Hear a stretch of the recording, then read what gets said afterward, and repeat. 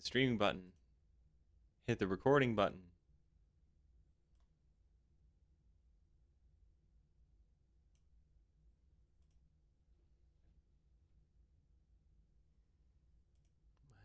I'm going to close that just in case. Close that just in case. That can stay open. I might use it later. Oh, we are live. I need to remember that as I change a few things. Although, why is it showing a black screen on A? There we go. Gotta love a, what was that, a 25-second delay between hitting streaming and it actually kicking in. It said I was live for 25 seconds. Now it's telling me I've been live for 23.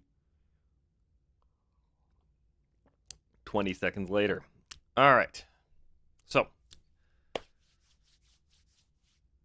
thanks for tuning in. It's been a good week. I was on that podcast a couple weeks ago. I've since become a lot healthier, which has really helped. And I've started putting out videos again. Yay! Instead of just live streams, because I've had actually time to edit and do a few. And I've had a few ideas of some videos that I want to just use these live streams to kind of test the waters on if people would be interested in a full video, because a few weeks ago I did a video on building an audio PC, and it actually got quite a few views after the fact. So I'm going to do another one of those. I'm probably going to do a DJ computer in 2024 as well, relating back to today being DJ stuff is what I want to talk about. So that's segueing into that. Today I want to talk about just some random stuff to do with DJ equipment and some questions and some wonky stuff I've been seeing.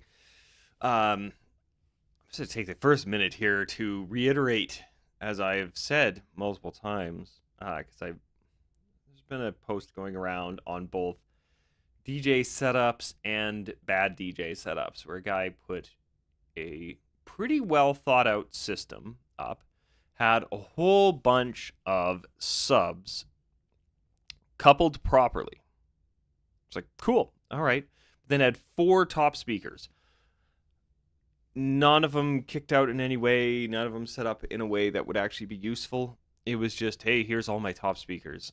And he's been defending to the death that it sounded good. And the fact of the matter is, depending on your tolerance for high frequency comb filtering and where you're standing in the room, it might have been fine as far as he could tell. But that's the problem. The big thing here is, one, your ears can lie to you a little bit in terms of things like comb filtering and stuff. If you don't really know what you're listening for, you might miss. This doesn't sound as good as usual. I don't know why, and it's probably comb filtering. And 2, depending on where you're standing, that has a big impact on it. But I digress. Let's get into what I actually have in the video title today. Starting with, what do I feel like doing on this front? Let's go with new versus used DJ controllers to get life started here. So I did a video recently on, I called it jokingly the shrinkflation-proof DJ controller, because like really it's can't get too much smaller than it. I have technically a controller that I think inch by inch might actually be smaller, but the Hercules DJ Starlight, or Control Starlight, this is a great little unit. I am a Hercules dealer, though I think I've technically only sold like 2 or 3 of their products total, with this one that's likely going to myself being one of them. Because I really like this thing. They made a bunch of really good, interesting choices. As I said in the video, it's a very use every part of the animal kind of controller because they have very limited space in this form factor, but they use it incredibly effectively, right? Instead of having a dedicated effects section, you've got effects pads. Instead of having a full EQ, if you need to EQ your mids or highs, do that on screen with your mouse. But if you need to adjust your bass, you have a knob because frequently, if you're doing transitions, oftentimes you're going to turn the bass down on one transition over and like bring it back in, or like there's a few different ways to do it. You're going to be reaching for the bass knob more than anything because you're actually going to use it during the transition. The filter double duty on here I think is good as well because very seldom are you going to use your bass during a transition and your filter during a transition. So having one little button here that switches between the two, awesome. Yeah, and like they had to skip on a few things because they do assume if you're using this form factor, you're going to use your computer more, which is fine, right? This is a DJ controller. It is controlling your software. So big controllers have things like your browse knobs and, you know, you load to certain decks and things like that. This assumes you're going to be doing your loading to each deck with your mouse. And I'm okay with that. Because again, form factor wise, I don't know what I would give up for that. The knobs, or not knobs, the faders here for pitch, I'd almost rather they have gone the Traktor route and just gone pure, like, hey guys, we just know you're going to be using sync. Because at this size, these jog wheels, like turn that vinyl off and just use them as like a way of just moving your track forward and back a little bit, right? You're just beat matching if you're not using sync. They work well for that, but you could save a bit of space going that route. But I know why they did it. It gives you a more tactile feel, it gives you more control, and then you can manually beat match on this little guy just fine, right? Just you don't worry about doing any scratching. I know this one, and Newmark has a competitor to this one that I've heard really good things about. You're not going to be using this for any scratching stuff. But anyway, enough about the unit itself. Like I said, I've been really happy with it. One of the things I really love about this form factor here is they decided to go with, I think it's micro versus the mini. I can never remember the name for this one. But the one that was after this, before USB-C, was terrible. USB-C is the best of the three smaller form factors when it comes to USB. But, oh man, that, do I have one handy? My camera uses one. Or not this camera, my camera at work. And it's just the worst cable. I can't stand it. It's awful. Oh, my controller. Yeah. So out of my Xbox controller, I don't know if that's going to show up on camera really well because this is a manual focus. Is what I have my camera set to. But this like flat. Yeah, I hate it. I hate the old, like the in between. This was the older one. They improved it, but made it worse. It just was a whole lot more fragile. I think it was technically a better connection from a data perspective or like a connection perspective. I don't know. It locked in better. I don't care. USB-C is still better, so that's what I'm hoping for on this guy. But anyway, yeah, these things. I'm on Sweetwater here. Again, I'm not affiliated with them in any way. They just are a pretty good standard for pricing. And they're selling for like $100. But I had some weird comments talking about, one, somebody saying it went from $96 to $110 plus. Don't know where you're shopping. I just don't know. Now, you could be in a different country, right? Here in Canada, these things are about $150, right? Like if I go on good old Amazon, Hercules DJ, 158. It's $199 for the Impulse 200. Do they have the Starlight on here? Oh, the Numark's on sale. Cool. Always a good choice as well. They might not even have this on Amazon right now.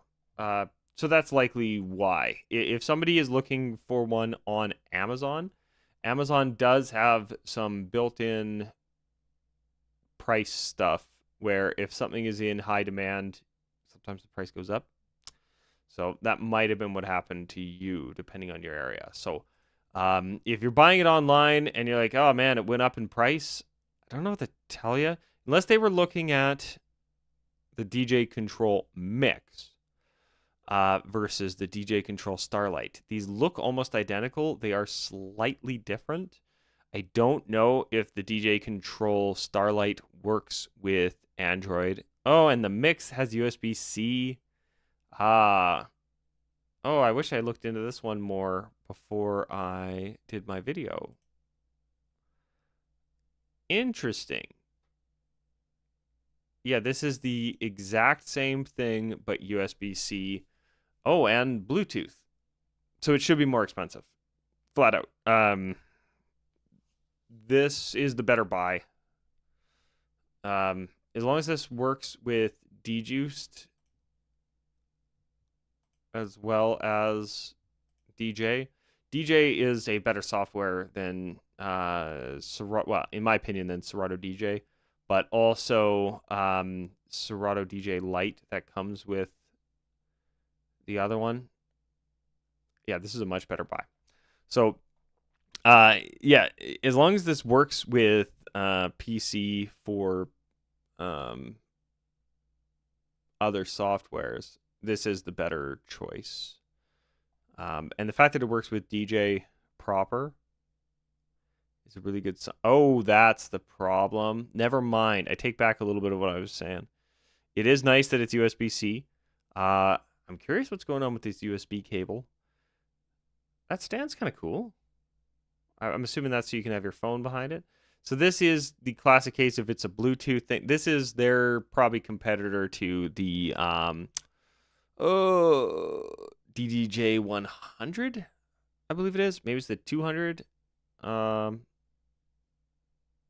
where it's just a Bluetooth unit and it doesn't have the sound card. So I take that back. I want, if anybody from Hercules ever watches this, I want the DJ Control Starlight, but with USB-C, and then it's pretty much perfect.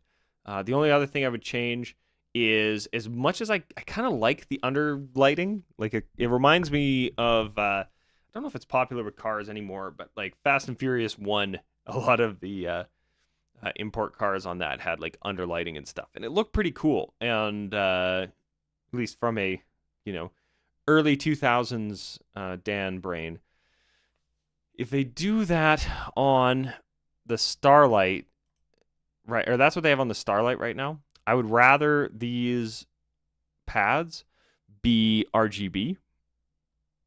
And I don't know if the programming is more expensive than the underlighting. Even if it's just depending on what pad mode you're on, your pads are a different color.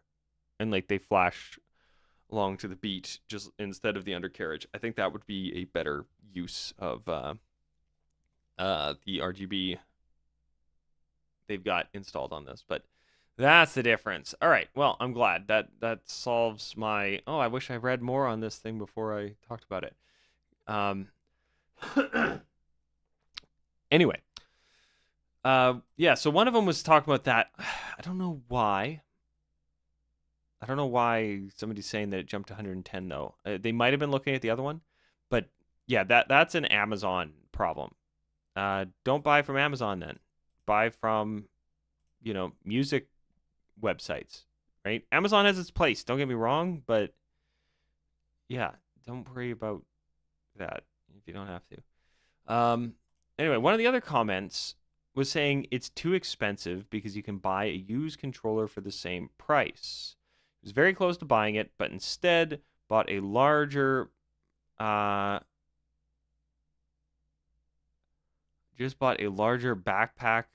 for my DJI SB2. I have no idea what this comment means. I don't know. Because initially I thought they were saying that they went out and bought a used SB2. Now, whoever is doing this, now these are a lot of these are from Japan, so it could be weird exchange rate stuff. This one's from the US. Now these are in Canadian dollars, so this is probably closer to about $200. But then, yeah, shipping is ridiculous right now. It always has been. I don't know what it is about Canadian to American shipping, but it is a complete toss up. Sometimes it'll be $40, right? This one is $63 and this one is $237, and it doesn't actually make any sense. The last item I had shipped from the US, it went from I'm in Western Canada. I bought something that was on the western coast. It shipped to New York, then into Canada, then back to me. I didn't understand it. It went through 4 different parcel companies. It didn't make any sense. So yeah, it is just a mess. Just a mess. Shipping. But anyway, never pay this much for these, right? You can get a new controller for the same price. I don't know why. And I don't know, are people actually buying used Pioneer controllers for this? But I don't know if you can actually buy a better used controller for the $100 that these Starlights are. Now, it is possible, right? I bought my VSM4 or whatever it's called, and yeah, to me that is the 40 Canadian dollars I paid, which is about 30 American dollars. It is a better controller in terms of feature set, but oh boy, is it ever not modern, right? No pads, only buttons for loops and all that, but it has, my cherished EQs for each thing. So, yeah, it's getting a bit tricky. A lot of used Pioneer stuff in particular seems to be holding its value way too much. I don't know why. I've seen SX2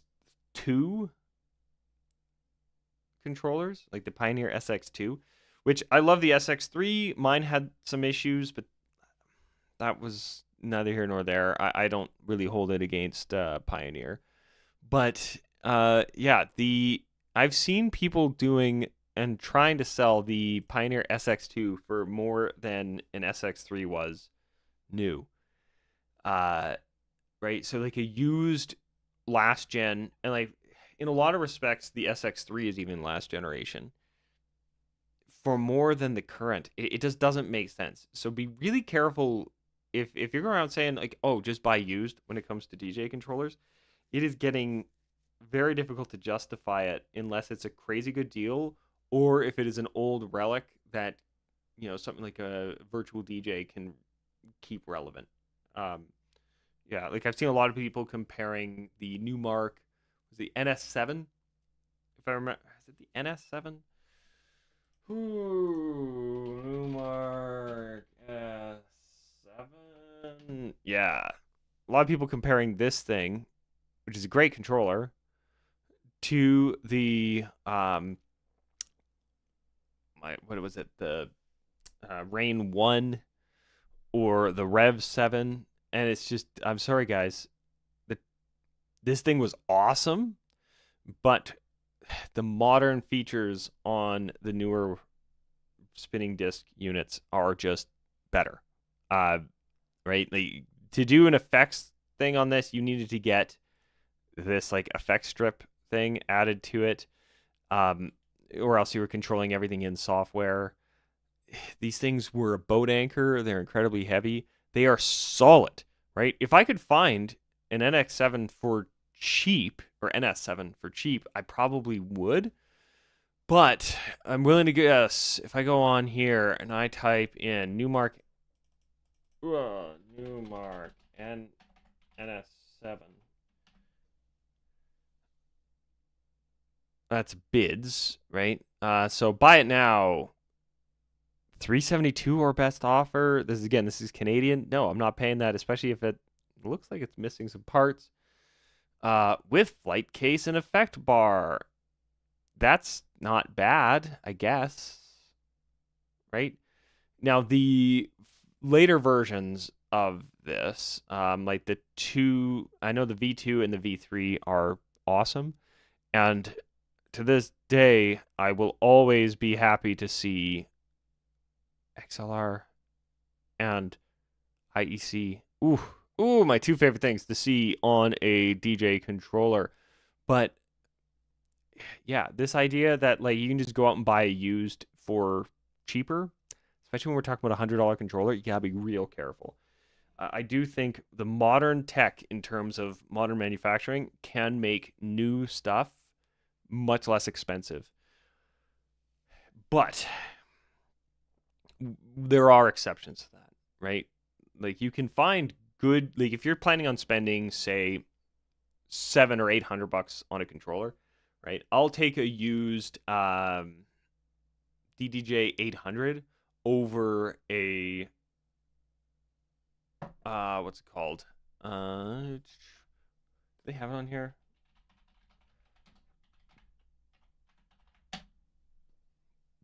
The DDJ 800 $839 versus I think it's the Flex 6. So $839 versus, yeah, like I would take a used 800 over a new Flex 6. Why, you may ask? RCAs. Oh, right. And now a balanced, that's a step up from some. I've seen a lot of these have unbalanced quarter inch. I don't know why for the microphone. But yeah, the DJJ 800 is miles ahead in terms of usability and feature set, etc., compared to the FLX6. So that's a situation where I always recommend going used over new. But when you're talking $100 controllers, I don't know, man. Right? Now, if you don't like the form factor of something like, if you don't like the form factor of something like the Starlight, spend the extra $30 on something bigger. Right? Now, I like the form factor. I don't do any scratching or anything. And to me, I prefer the layout of the I'll sacrifice the slightly better user interface on this for that. Now, there are a few exceptions here. I'm fairly certain, because this is the Mark II. I haven't gotten my hands on one of these things yet. I do love it has stems natively on it.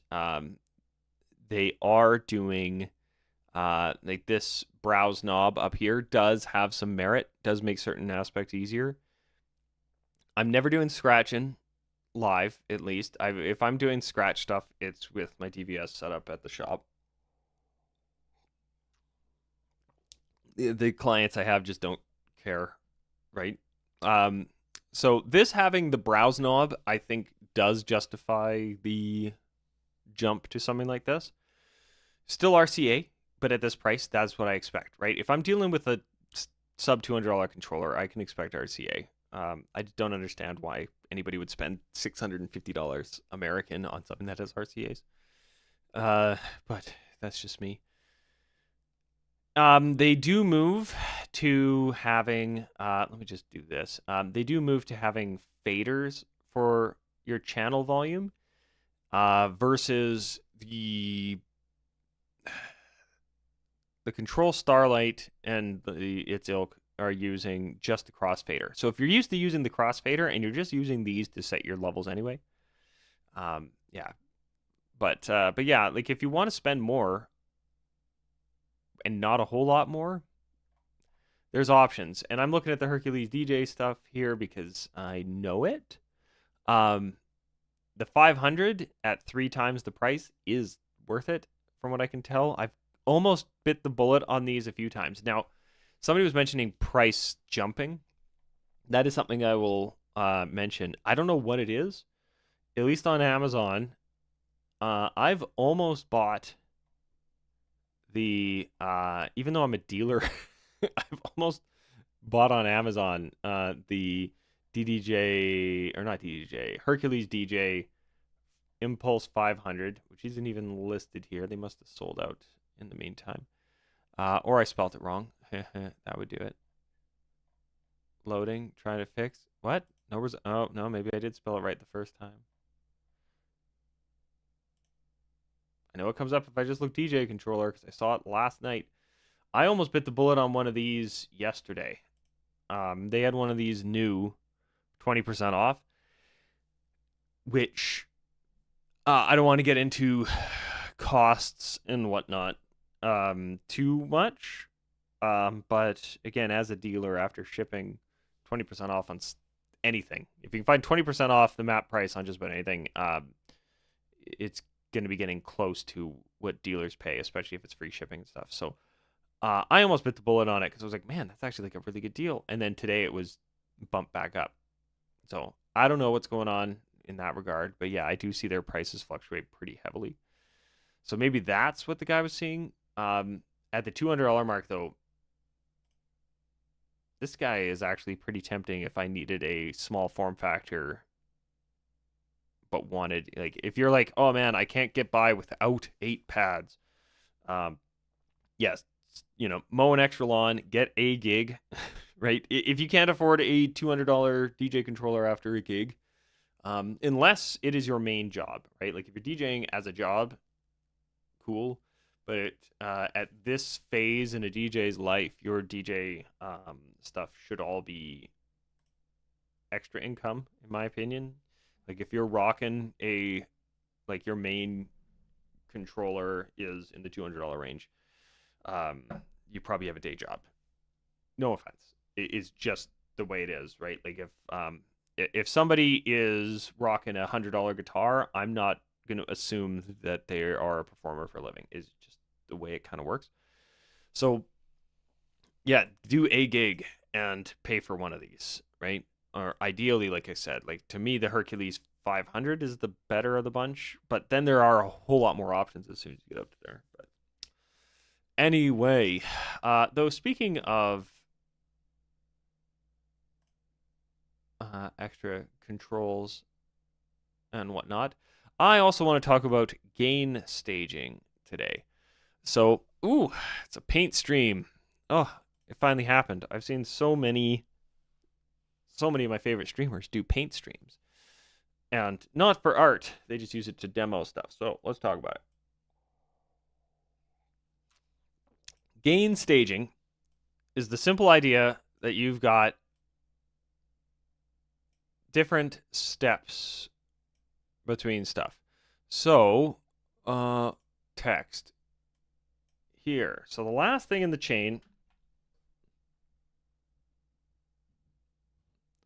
use fonts on your computer. So I don't care. All right. The last stage is going to be your amp, right? Whether that be you are using passive or active, your last phase is going to be your amplifier. That's just how it works. Now, here, before your amplifier, well, actually, no, let's reset that. Let's go away. All right. I'm using an online thing because it was just easier for the window capture. I don't care. Okay.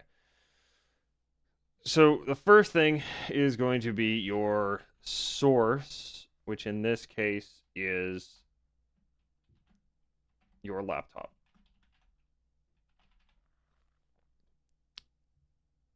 Now let's make this. Man. Let's source / laptop. Now, the reason I say / laptop here, you might be using a phone, you might be using a tablet, anything like that.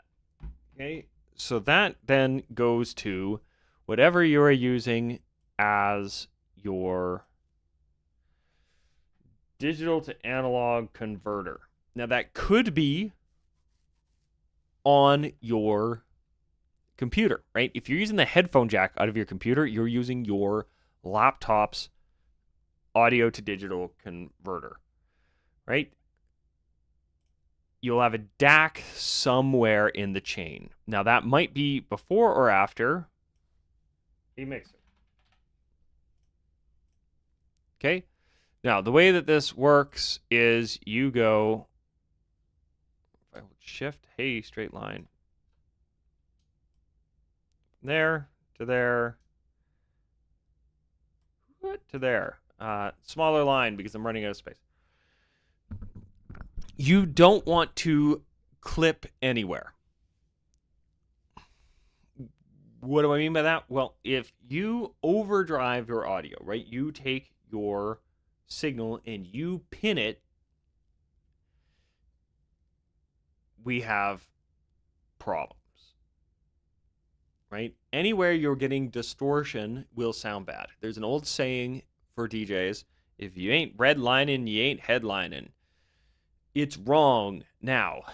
There was a time when we were using Class AB amps with turntables and stuff that, yeah, you could get away with running things really hot because essentially the more old school, the more analog the gear is, the more pleasing the distortion previously was. That's not the case anymore. We want a distortion-free setup. So when it comes to this, here's my recommendations for basic gain staging.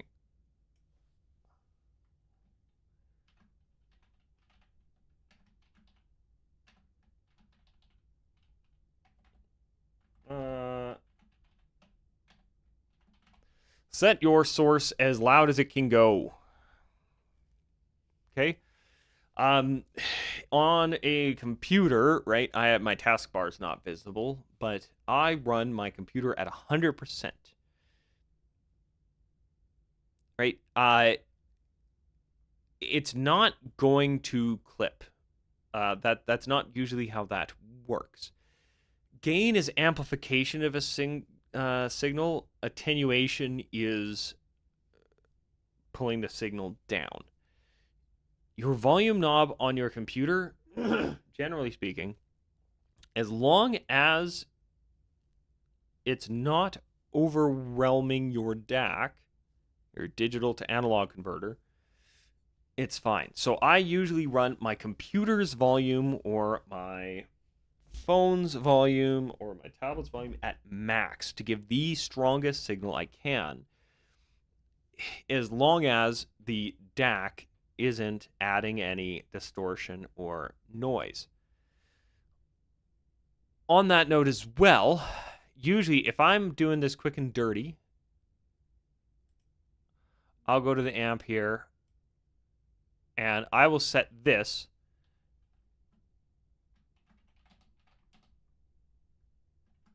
to 0. What I mean by that is I'm not adding or subtracting, right? So if I have amplifiers that have, like you'll see, I know the Behringer amps that I've got handy, as well as some of my Yorkville amplifiers, they go from 0 at the top end to minus 30 at the bottom. So what that is it's just an attenuator. I like running them wide open. Now, if you look on the back of your speakers, right, I have some QSC speakers that same thing. They have a old style volume knob that's just an attenuator. If you look on the back of some modern speakers, like my Wharfdale, oh no, that's I don't want I want the Typhon. These are my new favorite go-to speakers. I'm actually super happy with them. I'm no longer a Wharfdale dealer, so I don't have any obligations or anything to them. The fact that they're IP54 without that seemingly adding to the cost or subtracting from the sound quality is great. Now, if you look at the back here, do they have just a photo of the back?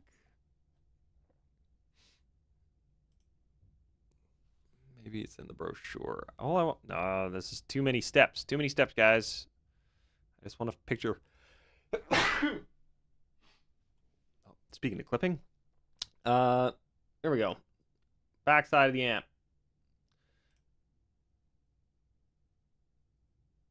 Darn it. Come on, guys. Open image in new tab. Will this aha. So on the back of here, because these have line level inputs and stuff, this has a ±6. Or no, minus infinity, sorry, and a +6. So it can add 6 dB of gain to the chain. I don't like to use that. Also be aware, the selection between, say, a microphone input versus a line level input will automatically give you a gain jump. So careful if you have this on mic and you forget to switch it back to line. Right now, I've got some Behringer stuff I've used in the past. Some of the stuff from Gemini does this too, where instead of having a switch, they'll just have the gain knob on the back has like a marking of like, here's the safe range to use if you're running a speaker, a line input, and here's the safe range to use if you're running a microphone. Either of those kind of works. I don't like that setup as much as a switch because I can set it and forget it and just never look at it again. But I keep these aimed at the sky 99% of the time. So your amplifier should be set to 0, right? Now your DAC and your mixer, this is where things go a little bit different, and it depends on your setup. So for your DAC, high as you can. I'm just using words I know I'm not going to screw the spelling up on. Or my grammar. But yeah, set your DAC as high as you can, right? You don't want to overdrive the input on your mixer, but you want to send the strongest signal you can to your mixer. And then last but not least, we have your mixer. This is where I actually adjust my volume.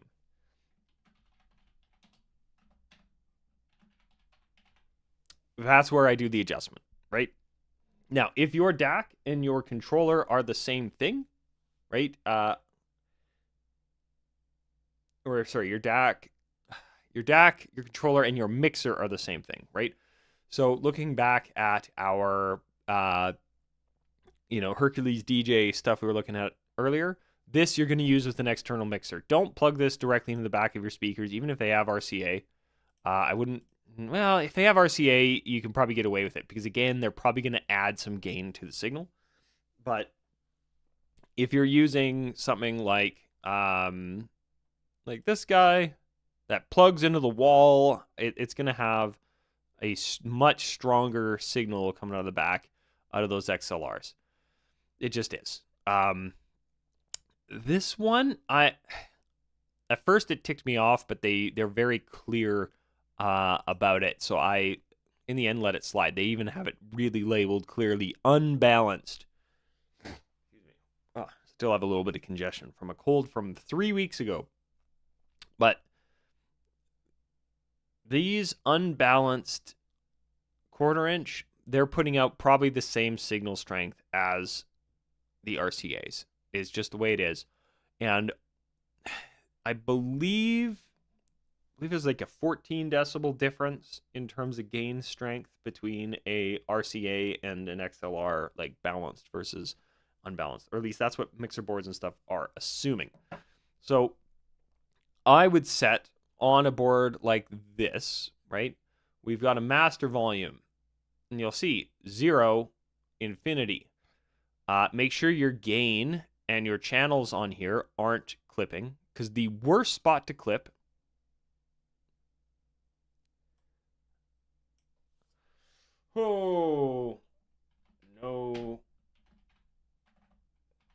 no clip. Don't clip there ever, right? It takes effort to clip in your computer for this type of stuff when you're just playing files back. Because truth be told, you should be able to run your you're digitally speaking, running your computer at max volume and the playback at max volume should be perfectly fine. In that digital realm, they're not actually adding any volume. If you have a program that allows you to add volume, right, hence gain in DJ software, don't do it. Try to keep it at 0 unless you need to increase the signal strength, because, well, I shouldn't say don't do it, right? You should be using those to kind of balance stuff, but make sure you don't clip there. Clipping in your computer is difficult because most things don't add gain. Most things just are an attenuator. They just see the original signal and they pull it down if you turn the volume down. Your DAC, which could be your headphone jack, so that's why sometimes when you run your computer at full volume, you can overdrive whatever you're plugging it into, should be able to handle everything at full volume, but sometimes can't. So depending on what your DAC is, where in the case of a controller like this, is the DAC, and if you're plugging it straight into your speakers, it is also your mixer. So make sure to set your gain levels accordingly. These ones are plus minus 12, which roughly at plus 12, that's over double the perceived volume, though it works a little bit differently in like the in the signal realm, but that's cranked pretty high. So if you're seeing your clip lights turning on here, you've done something wrong. If you pin this and it's not overloading the input on your mixer, you might be okay. However, I don't actually recommend that all the time, right? Double check that your master output here isn't clipping. Crank it up as far as you can. Oops, I don't need this anymore. Don't need this anymore. Don't need this anymore. Don't need this anymore. Don't need this anymore. Just so I can switch between stuff quickly. If you are bouncing between your stuff and trying to figure out volumes and stuff, this, like I said, basic gain staging, amp to 0, crank it as far as you can go without clipping, and then adjust in your mixer. There is an exception to this. If cranking up your DAC or DJ controller, if it has a built-in mixer, and again, you're going into some other gain stage, whether that be if your amp has a mixer built in, or if you're going from a DJ controller into a mixer board and then out to the amps, to the speaker, etc. If you have complete control of this chain, you may want to mess with where your volumes are at. If your mixer board, say you're running a cheap controller that doesn't have a very good DAC, or the mixer section that is actually controlling the volume output, like wherever that gain is being added, is noisy, then you may want to add more volume with less noise at your mixer level. If you're running a really cheap mixer that adds noise to the chain, well, then you may want to crank things up a bit more at this phase. Generally speaking, the amplifier stage might end up adding a bit more noise. Not always, right? So like I've got, like I said, on my Wharfdale speakers, I believe they have a +6. That probably should be fine, right? To crank those up a little bit. So if I need to eke out a bit of extra volume, clipping at your amp level Uh, uh,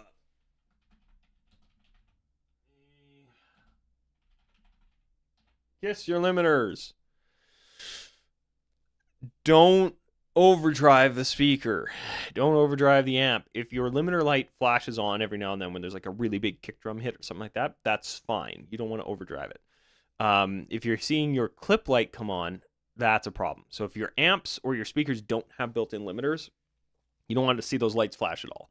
If they do have built-in limiters, you can have them turning on and off a little bit. That's fine. Once you move past that, the limiter will either just squash your sound and make it sound terrible, right? You lose all dynamic range. Quiet parts are super loud, and the loud parts are just squashed down and just don't sound right.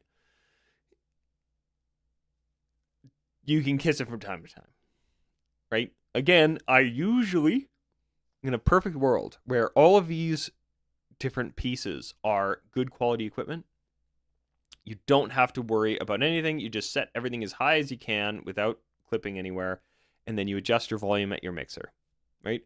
I have a mixer that makes a lot of noise if I add gain in it because it's designed to be more line level adjustment rather than like adding to the signal chain. And I unfortunately have one of my turntables plugged into it right now and I have to swap it out for something else.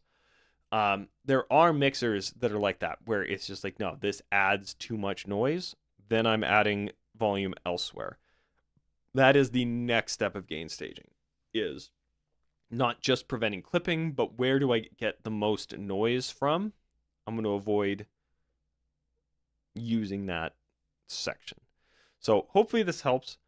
Like I said, kiss the limiter a bit, but try to have your amp set to 0 if you want maximum signal to noise ratio, etc. for your amp. I don't recommend turning the amp above 0 unless you really have to.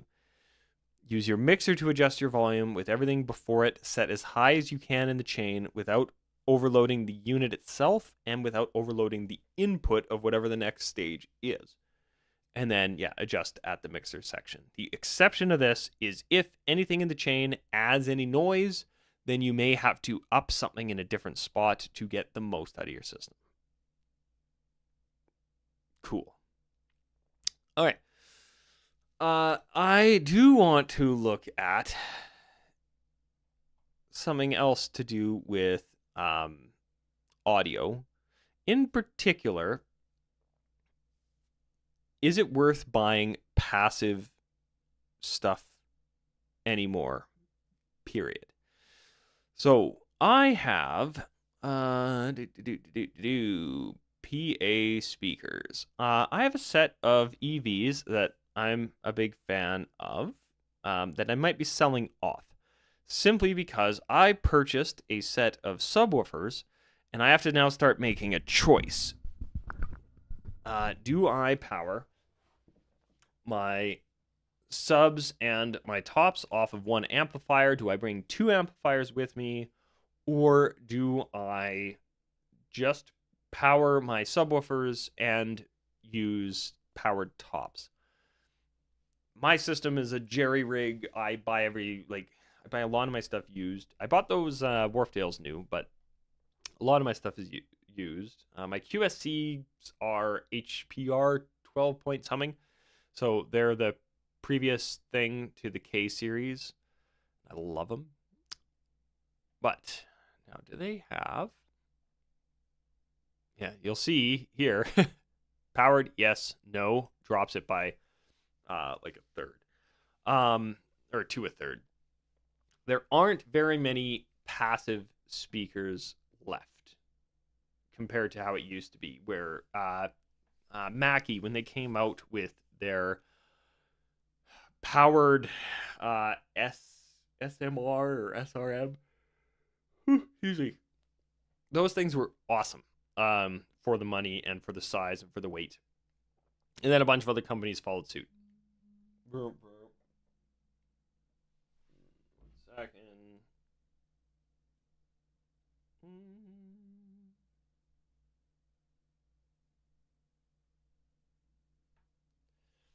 I will reply to that when I'm done. That is actually important, though, so making a mental note.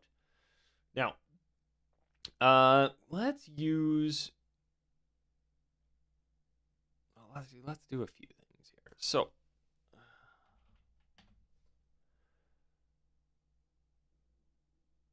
Now, when it comes to like, I talked about new versus used, or I talked about new versus used earlier.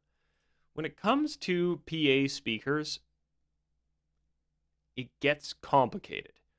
A used set of QSC K12s versus the new K12.2, depending on how hard they were run, right? Like somebody beat the living daylights out of them. They're just not sounding as good as they should. They probably like the amps have been overheating, like that kind of like.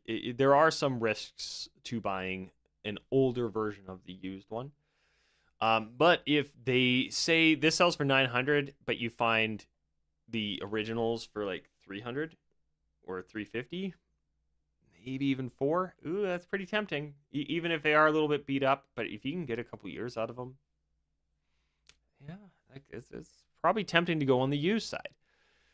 But oftentimes when you are looking, at least in my area, because like I'm in a smaller town next to an okay sized city, it comes the question, do I buy used passive stuff for dirt cheap? Or do I buy new active? Because as I pointed to before, powered really outdoes new in terms of availability. Now, I'm going to use EV for this example for 2 reasons. One, I have a set of Electro Voice passive speakers, and 2, I am not an Electro Voice dealer. It feels kind of weird to just always use the stuff that I sell as examples, even though I know it pretty well. But let's look at the EKX15P versus the EKX15 in passive. Put these next to each other here. So we're looking at a $200 saving if you go for the passive model. Now, a couple things start happening when you go active versus passive. And this isn't unique to this range or this price range, etc. One is, if I go down to the spec sheet, frequency response, 55 hertz at -3. I start scrolling down. Spec sheet. Frequency response, 75 hertz minus. What? You would think that 2 identical speakers with the same drivers, the same crossover points, all that stuff would make the same volume output. They are different by, I think, 1 dB, no, 2 decibels. You would think they'd have the same frequency response, but this is the beauty of modern DSP. I was a very, very late convert to DSP. It is essentially a fancy EQ, but it is in some respects a bit more than that. In other respects, yeah, it's a fancy EQ that is very, very fancy. They can go in and really, really adjust the frequency response of the system as a whole and make sure that your speaker is getting the exact power it needs to produce the exact type of sound they're trying to get out of it. So they're able to push the frequency response lower, right? 75 hertz versus 55. Oh, 50 for the -10. Yeah, and 48 for the -10. So you'll see here, like the -10 on this is almost identical. 2 hertz, you're never going to notice the difference. Sorry. 55 versus 75. Ooh, you will. Right? And honestly, 75, I'm actually surprised. 75 is a little bit on the high side for a 15-inch driver. But anyway, that is largely just the DSP able to really make things work. Now, are these 2 different cabinets? Shoot. Do I need to check a different? No, they look to be the same.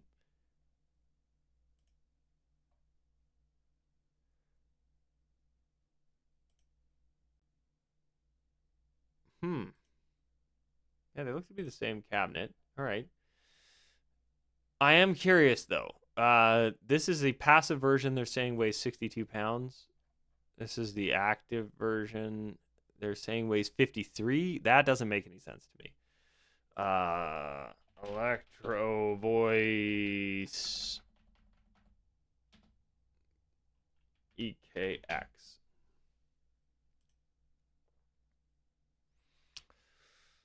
Something seems odd here.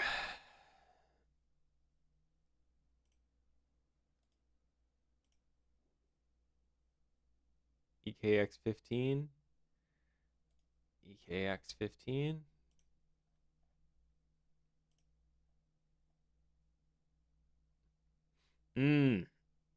Net weight 51.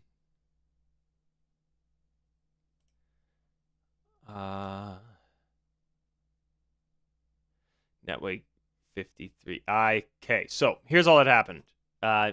Somebody from Sweetwater sees this. Fix this. This is weird. They took the shipping weight and put it for the passive one. That's actually kind of odd.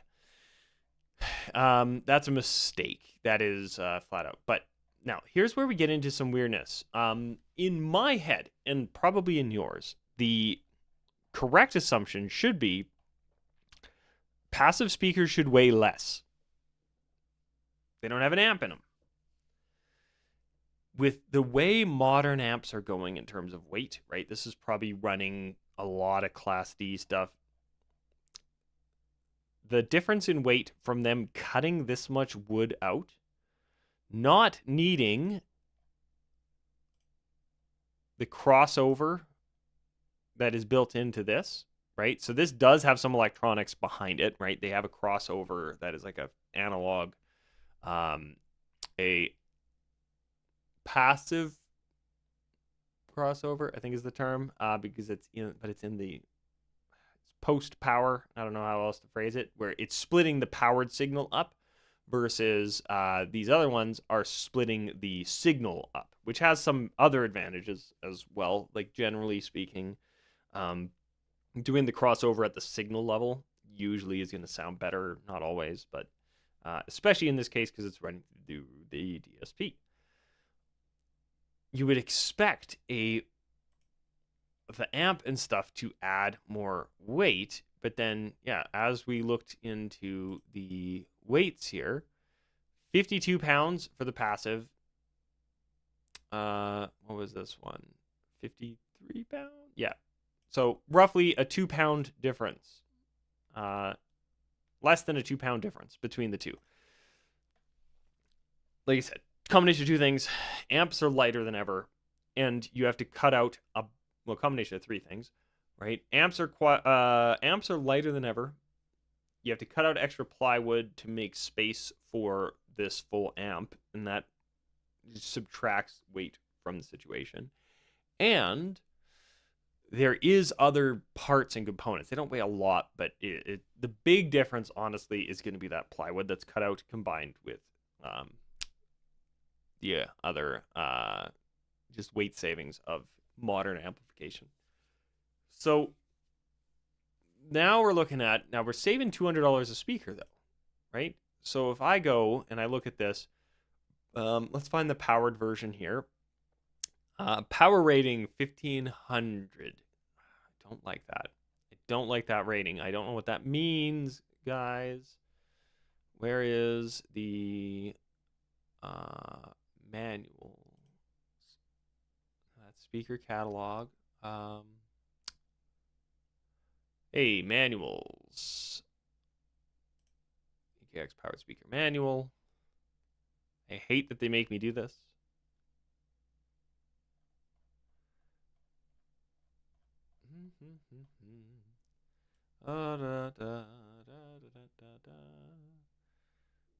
Evie's usually pretty good about this. Let's find out.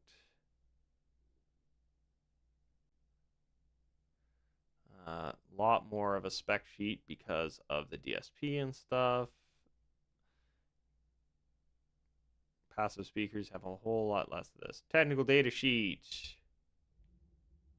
Power rating 1500.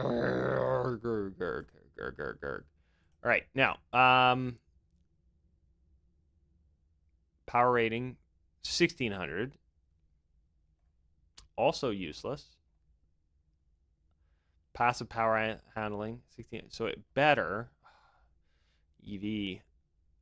This is what I mean by modern. You may have heard me gripe about this on some other streams or on some other videos. Modern spec sheets are pointless. They are painful. They are missing a great deal of information.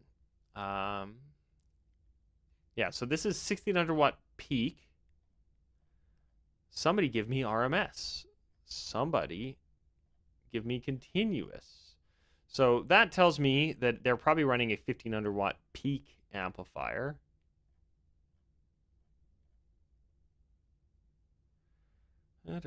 Here we go. 350 watt continuous. Or no, 400 watt continuous. 1600 watt peak. This is just aggravating. EV, fix your shit. Give us proper spec sheets on your powered stuff, right? This is something. Now, I'm a Yorkville dealer. I don't carry their speakers, but I will give them full credit. See here, 350 watt on their Elite. When I go into and actually look at the spec sheets, power rating 325 with a 650 watt peak, right? So it says 350 here. That's actually the continuous. That is what the amplifier is likely running at. Where, yeah, I can output 650 watts. Who cares, right? Because they're saying, hey, and you can get, here's your continuous SPL output. Where for these Electro Voice ones, I'd probably have to do the math myself. You're better than this Electro Voice, and I think they do on some of their higher end stuff. I have seen them do like, no, here's what we got when we ran it. Here's the like I've seen on some of it, but annoyingly, they're not doing that here. But let us assume they are running 500 watts into this. It's very, very difficult to tell how many watts they are running. Like that are actually going into this. So is this the powered? So they're saying a maximum of 132. So yeah, let's give them credit. Let's say 800 watts. Right, just to start. Shot by category. Live sound and lighting.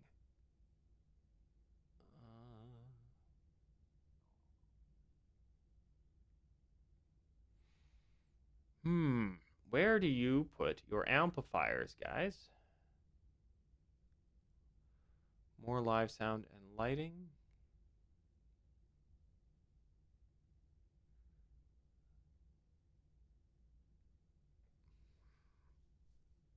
Loudspeaker management, PA speakers, commercial speakers, stage, PA.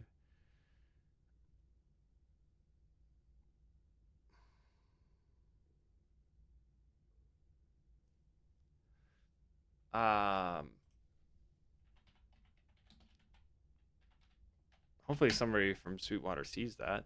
Of like, yeah, it shouldn't be this hard to find this category.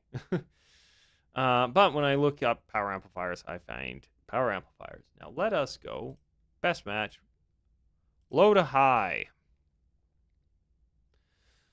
So we have a $200 saving going passive.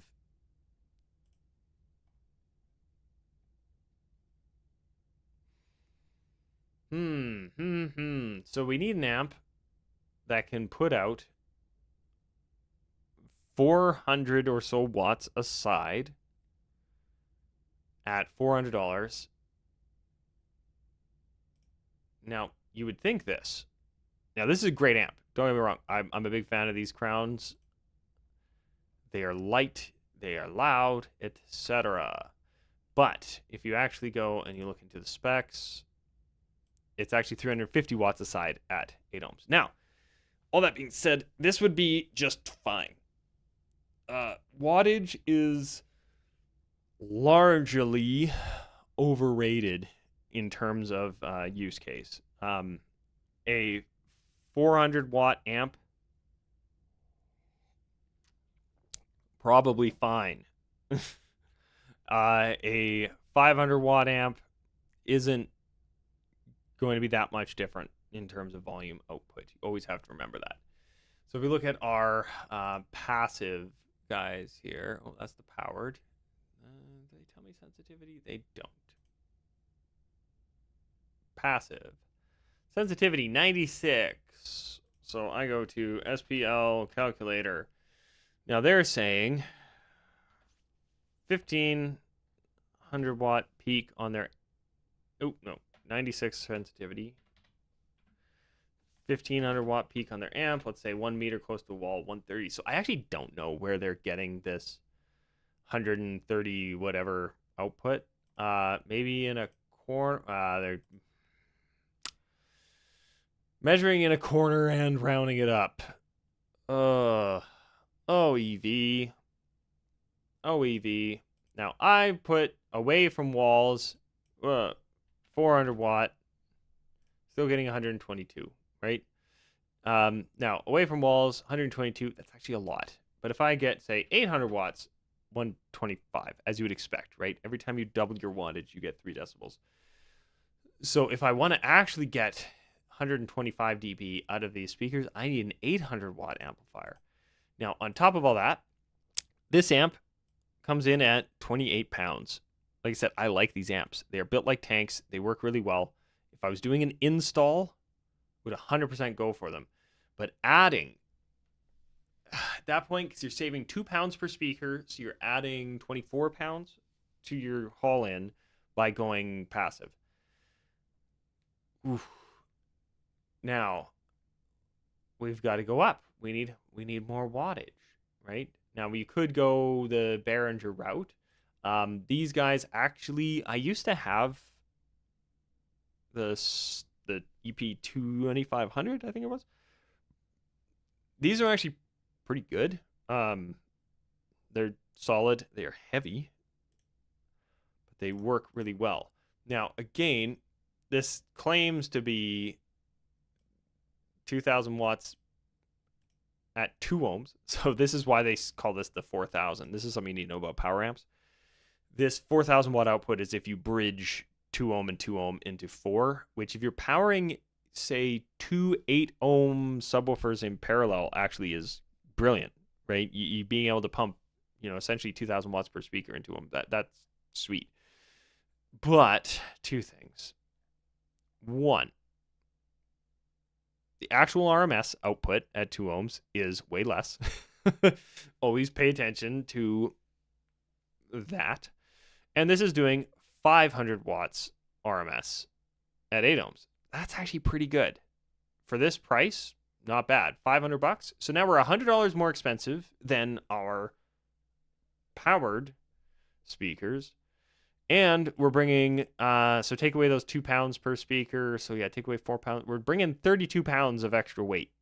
Or no, it was, 4 pounds total. 32 pounds of extra weight. So why? Why would you ever want, say, this amp with those passive speakers? Well, 2 main reasons. 1, modularity, right? Yes, it is more expensive to get those passive speakers with this amplifier, but 1 amplifier and a few different sets of speakers that you swap out depending on the event can add up to some savings. 2, cable runs, particularly for installs, but also for stage monitors and things of that nature. Sometimes it's nice to just run 1 cable versus every monitor you have on the stage having to have power and signal ran to it. Especially if you have, like I recently ended up getting canceled, but I had a band that they wanted 2 monitors for their singer. I don't know why. They were just saying, oh, she likes it really loud. I'm like, okay, but why don't I just turn the monitor up? They don't understand how monitors work. Sorry. But they wanted 2 monitors for their Singer, and they can be the same mix. So I could run them parallel off of one of the outputs on here, just chained together, and that now, instead of just saving me one cable, I'm saving multiple, because it's one cable to one of the speakers, one cable to the next one, right? I save myself 2 power cords and 2 plugins on stage. Quite handy. So stuff like that. As I think I mentioned, installs, right? Now, instead of my power switches being on the back of the speakers that are way up there, I've got my power switches on my amplifier here. The extra weight doesn't matter because it's an install. This is sitting in a rack. Yeah, the last big one, I remember Daryl on that podcast I was on. I can't remember his last name right now. Daryl Bennett. Yeah. DJ Daryl Bennett. I'm hoping I have that right.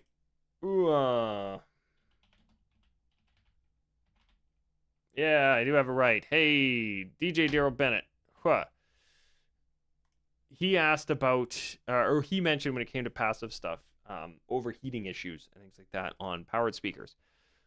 Because the amp is built into the back of the speaker, it's a lot harder to shelter it from the elements. Main one being heat. So you have a black speaker sitting in the sun. It's just constantly getting hotter and hotter as it sits there. So being able to have this big black box here that has cooling fans and stuff in it, in the shade, somewhere chillier, could make for a better system. So for outdoor events, yeah, passive often still wins. Yeah, but it's all. Yeah, if I was building a modern, like, my mains are almost all active. I don't think there's any point for point source main speakers being passive anymore unless it's an install. For portable work, it's just almost always better to just bite the bullet, get the powered. You're going to save your back because it's less. Yeah, it's an extra 2 pounds in when it comes to the speakers themselves, but it saves you between 20 and 30 pounds on your haul in. You end up with more power per dollar because I'm assuming the amps that they have running in here, unless they fudged these numbers completely. Let's check, because I went to the manuals. So they're saying, okay, so that's the passive.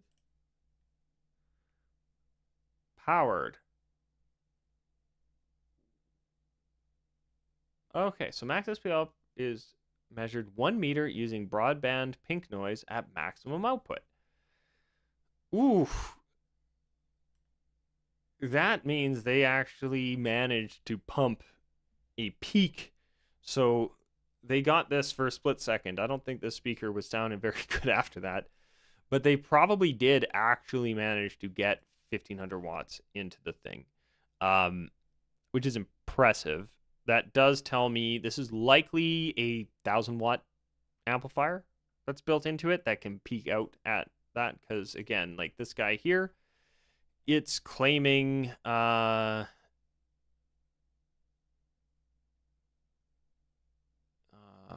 bridged. Yeah, that's RMS. So this one is claiming almost double. It's claiming 2,000 watts at peak. So maybe they're running a 750 watt. But again, that is at RMS. So you're getting more power for your dollar because it would be more expensive to even go with this Behringer. And I've actually had really good luck with Behringer power amps. I know some people I would never trust, blah, blah, blah. I disagree. You're going to get better sound in general, though, right? Powered speakers with between the crossover, I can never remember what's passive or active on the jargon. You're going to have a better crossover because it's at the signal level. You're going to have that DSP that's just making your speaker sound better, pushing out lower frequencies without having to go in and EQ all that yourself to try and squeak out extra volume here and there and stuff like that. So you're going to save money, weight, and it's going to sound better if you go active these days. So when is it cheaper to go passive? Well, two fronts.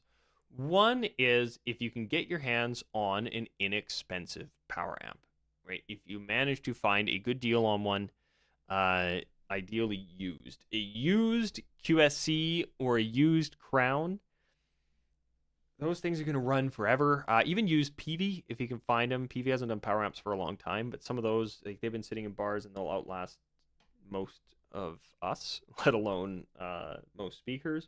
You have to be a bit careful with, like, once you go old enough, especially the bar used stuff, they have had a lot of cigarette smoke pumped through them. So be really careful if you go too old. I know here in Canada, the vast majority of bars for a few decades now have been smoke free. So most of the time you're going to see smoke free environment written on them. So they should be fine. Don't buy dirt cheap new power amps, and be very careful to check what the RMS is. There are a lot of power amps out there that they'll claim to be a 1,000-watt amp, and that will be at 4 ohms bridged peak, just like the one we looked at. That was still a good amp. It doesn't have to rely on those inflated numbers. That Behringer amp should be just fine for the price, but they try to inflate those numbers to make it look more appealing on the spec sheet, right? Yeah, so like I said, I would go used Crown if you're after a really good deal.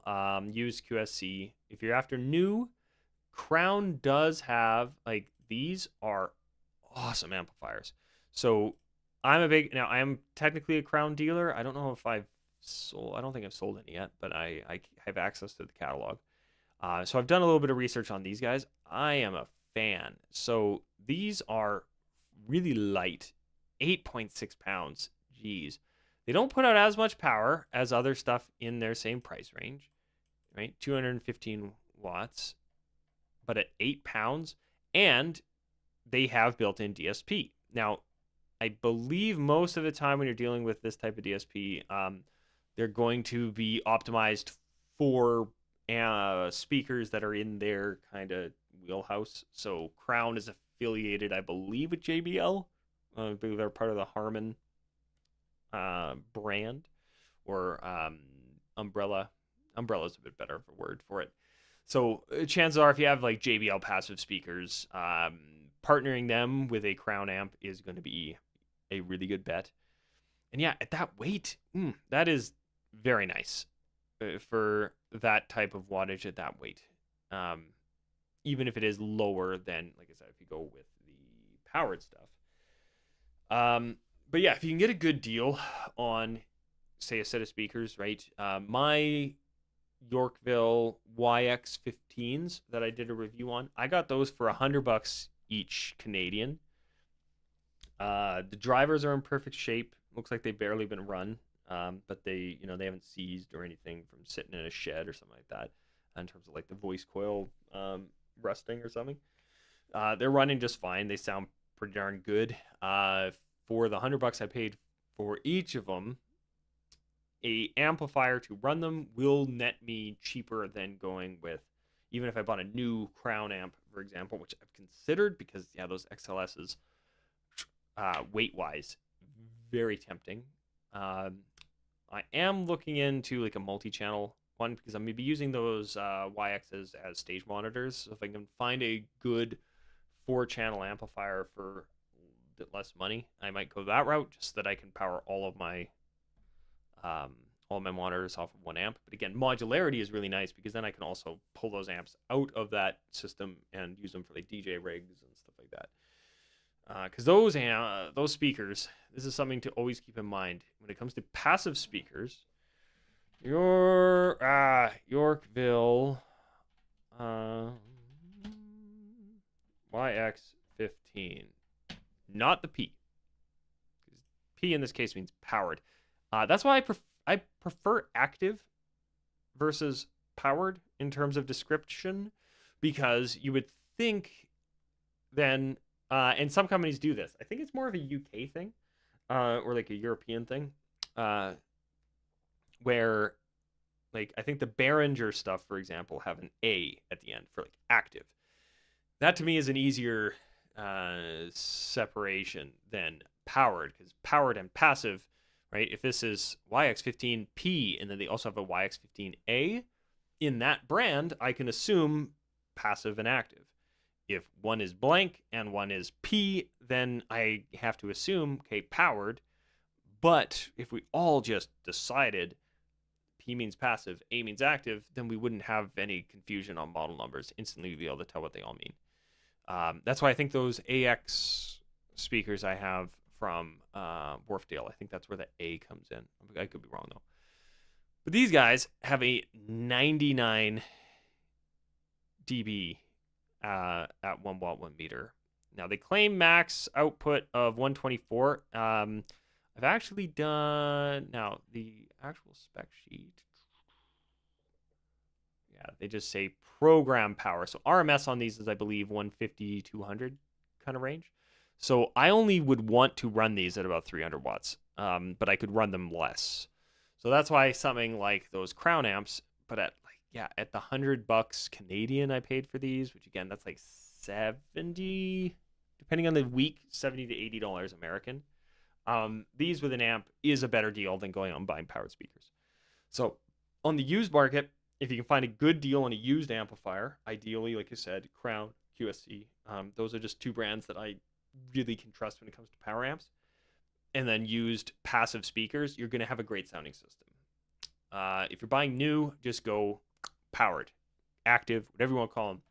You'll end up saving money, weight, space, and especially if you're just looking for mains. The exception might be installed speakers. Yeah, installs, just go passive with an amp so that everything is in one location for the venue. And situations like stage monitors, where you can heavily reduce the amount of cabling you got to run across the stage, because then less extension cords, just running some speak-on cable across, it's just so much easier. So that's my aim personally, is I'm doing more and more passive stage monitors with powered mains.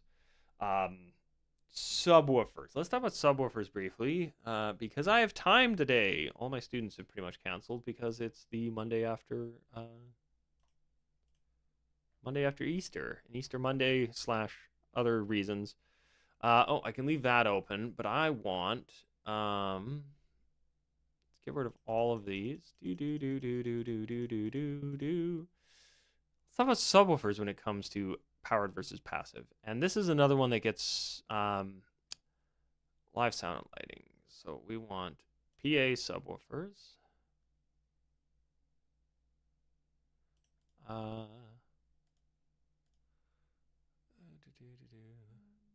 Duplicate.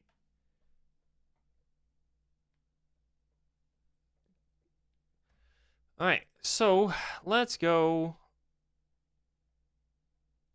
unpowered and powered. So this gets tricky. There are a lot of companies, like I don't even know if QSC bothers making passive subwoofers anymore. I don't want to use Behringer for this example because unfortunately, yeah, it's nice that they're cheap, but the numbers that they represent everything with are a little bit skewed in my opinion. I think I'm going to go PRX. As I said before, I am a JBL dealer, so and they are a brand that I have sold some stuff from, so I do have a bit of stake in how well that they do as a company, so keep that in mind. However, I'm not an online JBL dealer, so if you go and you buy one of these, right, I don't have any affiliation with Sweetwater here, for example, so if you buy something from them, although I always recommend talk to your local dealer, because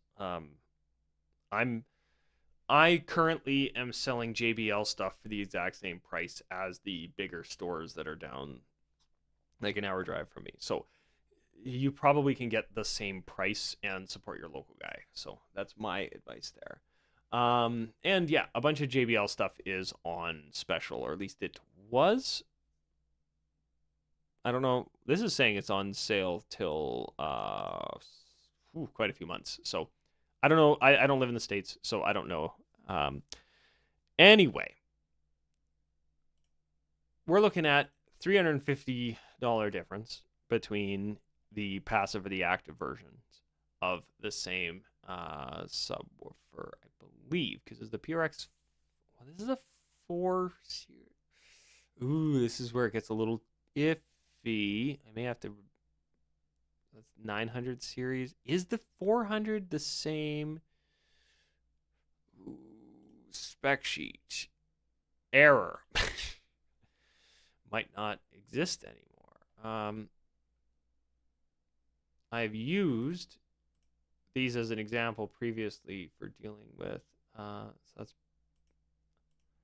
unpowered subwoofers.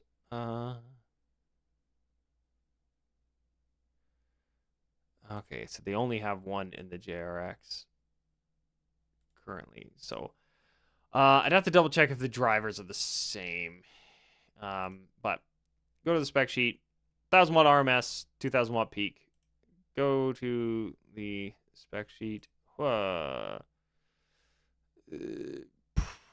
Power rating program 1600 watts. So yeah, chances are 1000 watt RMS. 134. Rearrange these so I can get to these easier. 134 versus 130. So similarly, you're gonna find a lot of times your passive stuff is going to have not as good of a frequency range because the DSP can really kick in and push them a little further. 79 pounds, 89 pounds. So it is a 10-pound difference.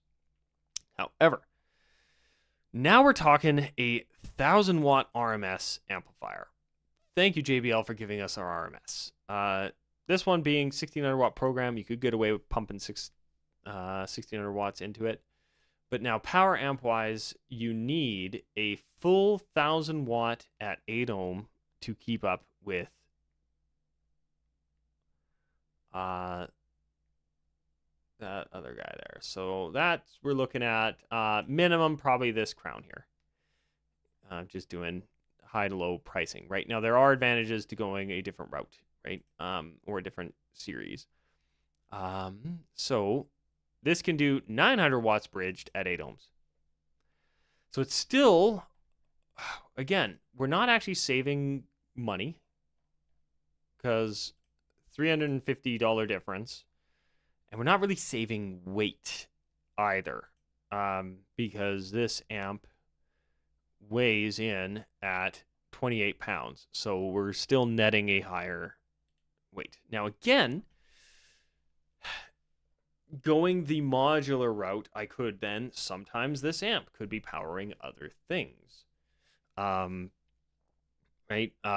This guy here, that one's 850. Again, QSC, and yeah, the GX3 and the GX5. I've used the GX5 before. I sold it. I wish I didn't because that was a great amplifier.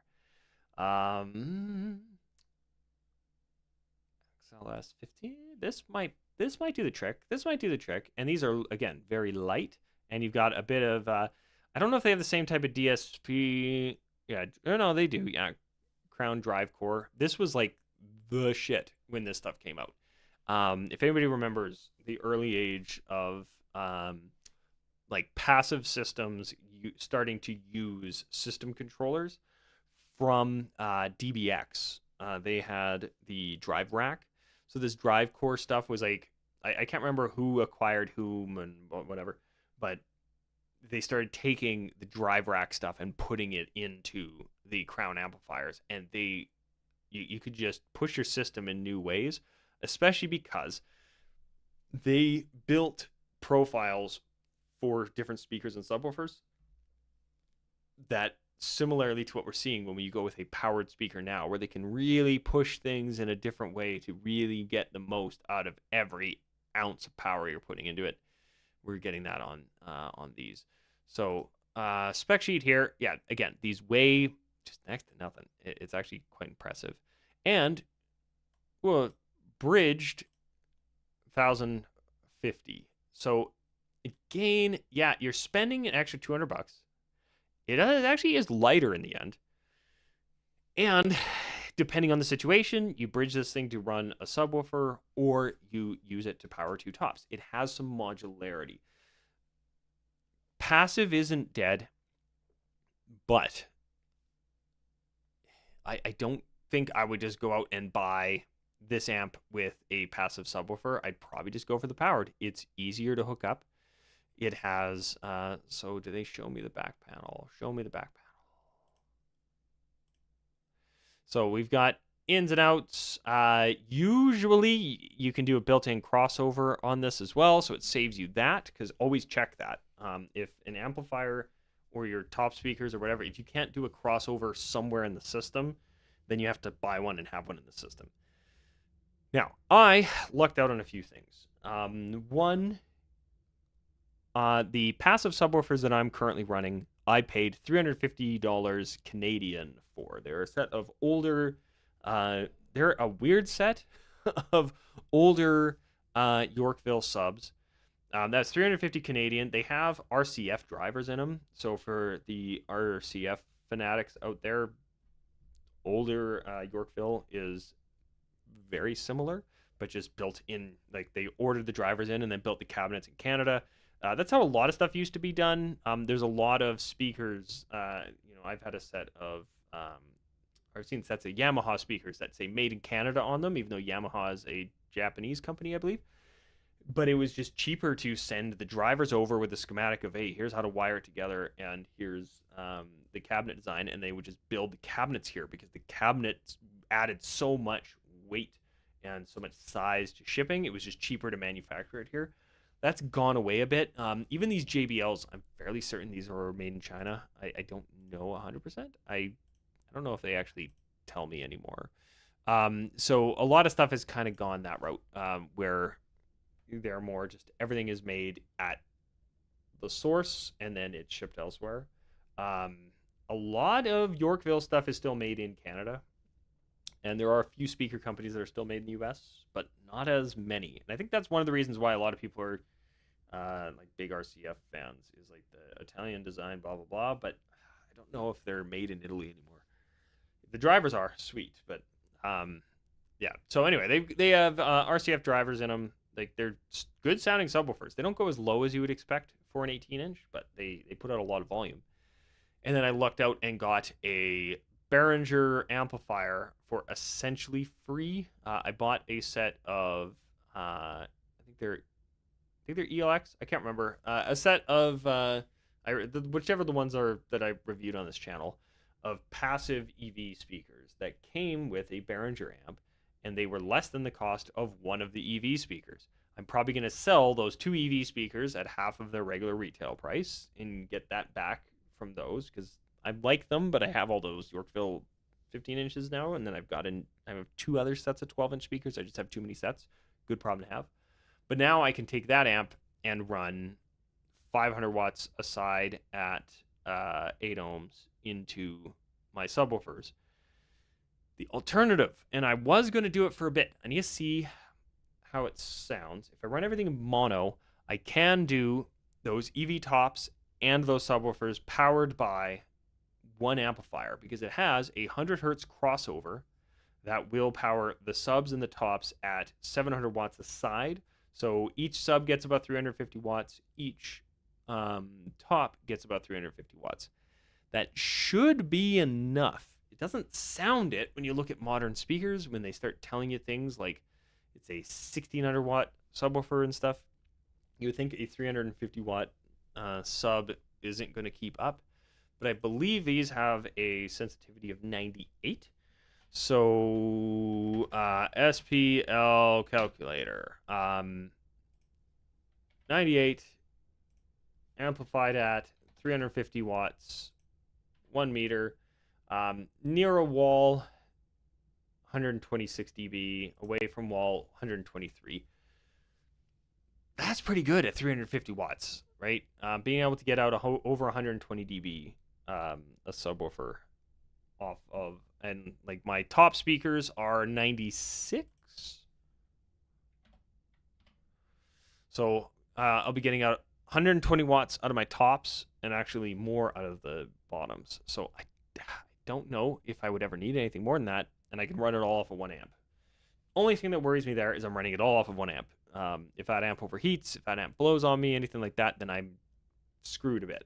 That used to be the old argument on powered versus passive is, oh, if the internal amp goes, then I'm out for the rest of the night. I can't like jerry rig my amplifier to run my tops that was originally running my subs because my top amplifier blows, or vice versa, stuff like that. That argument never really held water, but a lot of us did buy it at first, especially because if you blow both of your tops at the same time, that's your fault. I have had, like I mentioned, some Behringer speakers earlier. My Behringer active speakers have made it now 15, almost 20 years, and I don't know anybody else who bought those speakers around the same time mine did that they're still running. So there are instances of like the speakers die from time to time, especially less expensive models are just not going to last the test of time. But if both of them go on the same day, that's probably me, not the speakers, right? Everything has a lifespan. It will eventually burn out. It's electronics. You're pumping power through it. It's heating up, cooling down, heating up, cooling down. That's just the nature of the audio equipment, is it is going to eventually die. But when it comes to this stuff, you'd be surprised how much the lifespan is for professional equipment. Say what you will about companies like Behringer. I'm going to use them as the example here because they used to not have the best reputation when it came to longevity. And not even so much longevity, it was repairability. Because back when Behringer really hit the scene, a lot of stuff, you could only, they were user serviceable. You could open them up and fix them. Behringer stuff is not like that. It's designed for the least expensive build process, not what's going to happen if we have to repair this, because they just assume if we have to repair it, we're just going to recycle the whole thing and send them a new one. Versus like Crown or QSC, I always harp on them in a good way, is if I open up a Crown amp from 30 years ago, I can see what all the parts are, right? So yeah, it is one of those things of like when it came to passive versus powered speakers, the argument's kind of done. Powered has kind of won in most cases, but passive can be a good idea if you can, in certain very specific situations, or if you find crazy good deals on it, like I've thankfully been having. A set of top speakers for less than 50% what they would normally sell for. Those subwoofers I got, like I said, they're old, but they are made in Canada using RCF drivers in them, and at $125 per sub Canadian, so $100 a side, with essentially a free amp. We're looking at like less than $1,000 for a full front of house system for DJ or live sound that I would trust for pretty large crowds, right? Like I said, I'm putting out 120 dB per speaker and subwoofer off of one amplifier. Ooh, that's nice. And I would say it saves my back, but those subs are very heavy. But yeah, so that's kind of my take on powered versus passive in 2024 here. I know I've summed it up quite a few times, but it just really comes down to, in a lot of cases, money on the used market, especially new. I think it's a bit of a no-brainer to just go powered. Your mileage may vary. I can't say enough about these Crown amplifiers. Like I said, I know I'm technically a Crown dealer, even though I have not sold a Crown amplifier yet. I've had a few through for I think we've used a few in some of the systems we've had, but I haven't. I need to pick one of these up someday. This is on my to-do list, because less than £9, even if it is only 300 watts RMS, yeah, that's just impressive, that weight for that amount of power output. They're also on the shallow side, so they do fit better into like I've got a Gator rack bag that I quite like. But yeah, I'm just debating, like I said, if I keep the EVs and run them all off of 1 amp, because it's a Behringer EPQ 2000. And I love this amplifier for what it is. I think Behringer really did knock it out of the park with this. I think they shouldn't have exaggerated their numbers as much, because they say that number, but then you scroll down, and just like every other company, RMS 500, bridged 14, but they say it's a 2000 watt amplifier. Now, this is another interesting thing about these Behringer amps. And yeah, weighing in at 15 pounds, they're not as light as those QLS amps, but they are lighter than some of the other amps that Crown has put out. So it's hard for me to justify jumping ship to it just yet. Because again, I got this pretty much for free, which is nice. But because these ones aren't stable down to 2 ohms, and that's something you'll see actually pretty frequently on lighter amplifiers. I think it has to do with it's either the transformers they're using or the power supply in general. But a lot of lighter amplifiers, like I'm curious if the Crown ones... Oh, Crown can go down to 2 ohms. All right. That's pretty good. Yeah, I've just been finding, though, particularly the Behringer stuff on the lighter side. But there's a few different companies. I don't know about... Actually, this is something I can check, because those GXs from QSC, can those go down to 2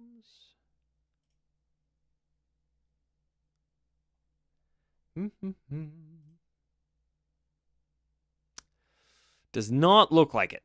So now, do you need 2 ohms? Very, very seldomly.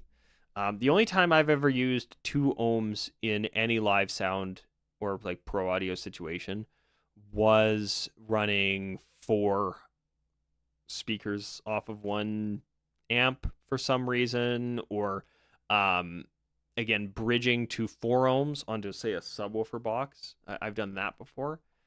2 ohms in live sound situations is not overly necessary, but these Behringers won't actually do it, at least from this series. So it does mean they can't over exaggerate their power rating as much. Because if this thing could go down to 2 ohms and put out, say 900 RMS, and then what would that be, like 1500 watt peak, they'd probably be saying this is a 3000 watt amplifier. That's just kind of how the inflated numbers work. But because it can only peak out at 8 ohm 2000 watt, it is their 2000. But yeah, I'm just debating, do I want to run my subs at 300 watts each RMS, 300 watts each RMS, because 700 watts for the pair, and then get 700 watts to my tops on a 1 amplifier? Or do I want to sell those tops and put some powered tops into this setup, which also will let me run in stereo in the few situations that I would like, but I just don't know if I would ever run stereo on a system this size. Once you're moving into 18-inch subs and 12-inch tops, the situations where I would run stereo are very minimal. But like I said, I am pretty happy with the power output per weight that these are doing. They don't have the weird... There was something, I think it was the Nuke amps from Behringer, that had an ongoing like they covered it under warranty for the vast majority of people who had the issue, but there were quite a few that burned themselves out. These I've never had any issues running, so. But like I said, it's gonna be a little bit of a toss up. But now I'm just babbling. I'm hungry, so I'm probably gonna hit the road. Thanks for there's a few people hanging out today. Hopefully some of this information was useful. If you're around for my expedition into MS Paint, although this isn't technically MS Paint, this is JS Paint. I don't know what that means, but talked a bit about gain staging. Talked a bit about new versus used when it came to DJ controllers and stuff, and then passive speakers, which is a mess in terms of whether to recommend them or not. It's just how it kind of goes. But for those of you who stuck around, and for those of you who watch this hopefully in the future, if there's anything on here people are interested in, would like elaborated on in just like a dedicated video, as always, let me know. It's something I've been moving to, is using these live streams I do on Mondays, usually around noonish my time. So I have no idea where you live, so but I'm in Mountain Time, so or GMT, I believe. Yeah, if there's any of these that interest you and you want to see either less in-depth, more crash course, or more in-depth but dedicated video, that is something that I can do. But anyway, I'm gonna go have some breakfast, and I will talk to you all later.